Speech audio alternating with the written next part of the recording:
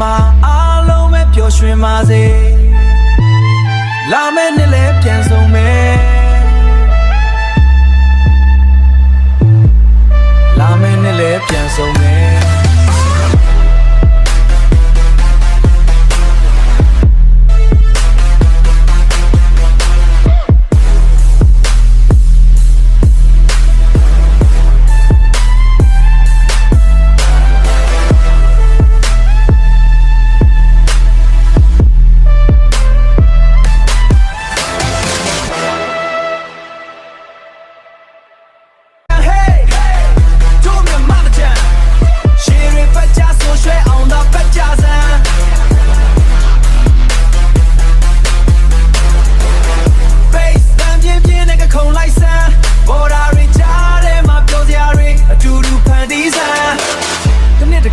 ကျမ်းမာအားလုံးပဲပျော်ရွှင်ပါစေ